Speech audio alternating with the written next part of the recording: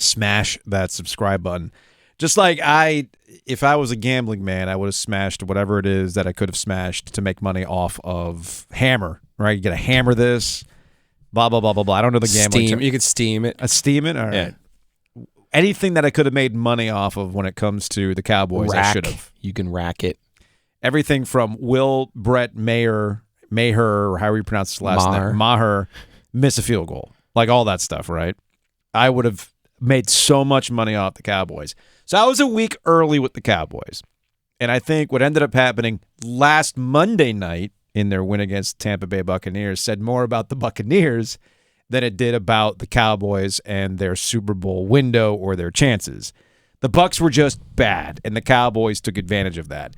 And once the Cowboys went up against a good team with competent coaching, you saw it slowly bleed out like we saw it last night against the San Francisco 49ers. I actually thought for 57 minutes that the Cowboys outplayed the 49ers in that game. Really? I do. Okay. I do. Because the turnovers, the interceptions by Dak, which I've been calling out, one could say we knew would be coming. And it happened. And yet still there they were in the fourth quarter in position to win the game. Which then gets us to the other part of the Cowboys being the Cowboys. Those final 3 minutes, a lot of people, you could never be an NFL coach. You're not smart enough. You don't know enough about football. I know this. I would not punt with a 4th and 7 when I'm down and I have the timeouts that I have. I know this. If I were to punt, Mike McCarthy had 2 solid options. He somehow went off the board and chose a third, which was a sure loss.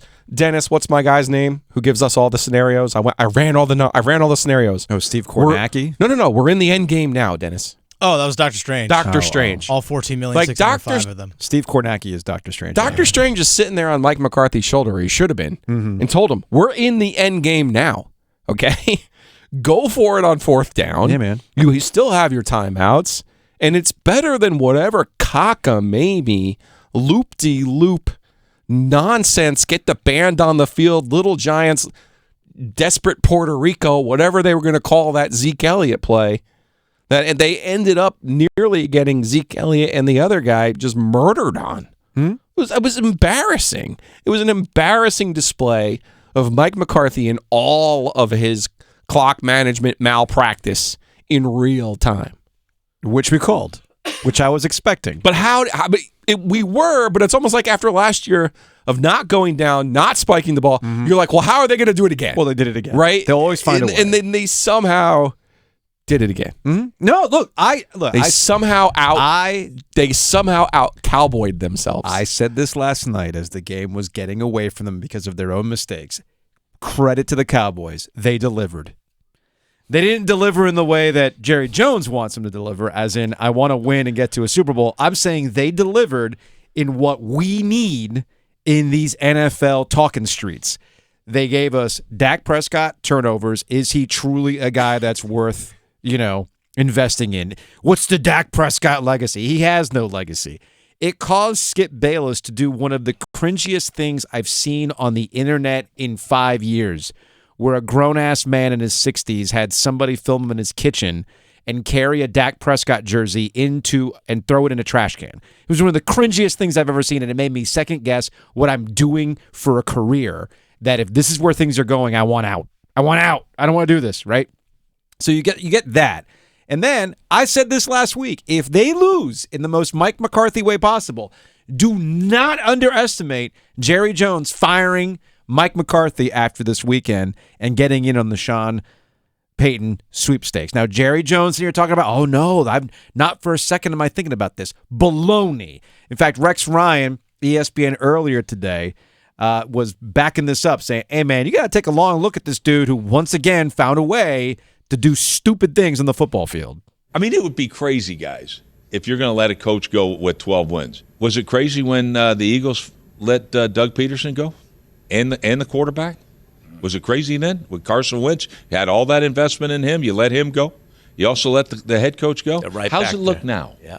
How's that move look now? You're telling me Jerry Jones isn't thinking about it? I think he is. He should. He absolutely should. I'm laughing because Kellen Moore, the Cowboys offensive coordinator, has an interview with the Panthers. Then Steve Smith, Panthers legend, was like, based on that last play, there's no way. And that's a shame, though, because, again, I will say to you, I thought the Cowboys were the better team in that game. Yeah. And I thought the way that they used Dak Prescott, the way that they used Dalton Schultz, by the way, their tight end, who doesn't get any credit for anything, and he screwed up in the last 2 minutes. I'm not going to sit here and totally cape for him. Sure. I thought the way that they involved CeeDee Lamb in that game was really, really good stuff. And if I'm DJ Moore, I'm going, bring that guy on because he's going to find a way to get me involved. And we all have a high opinion of Kyle Shanahan. I thought the Cowboys, I'm telling you, I think on both sides of the ball, the Cowboys were the better team. It's just those pesky Bizdelikian turnovers where you're like, well, if you take away the 2 turnovers. By the way, Ray McCloud, buddy, he pops a punt return against NC State in 2017 to beat NC State's best team, and now all of a sudden he can't catch a punt. Like, make up your mind, all right? The thing, too, about Kyle Shanahan and the 49ers, and I'll close my thoughts on this, credit to – now, when you have George Kittle making catches like that bobble, right? Or Christian McCaffrey finally getting some wide open space to score a touchdown. Good for him. And you got Deebo Samuel, as you mentioned, right? Brock Purdy still has to make some throws. And I thought down the stretch when it was time to play keep away from the Dallas Cowboys against their best unit is their defense. They were fine in tight windows in the middle, which is where the 49ers under Kyle Shanahan love to feast. It was always the big thing with Jimmy Garoppolo. Oh, it's cool. You can make the throws underneath, in between the hashes and all that stuff. What can you do in the red zone?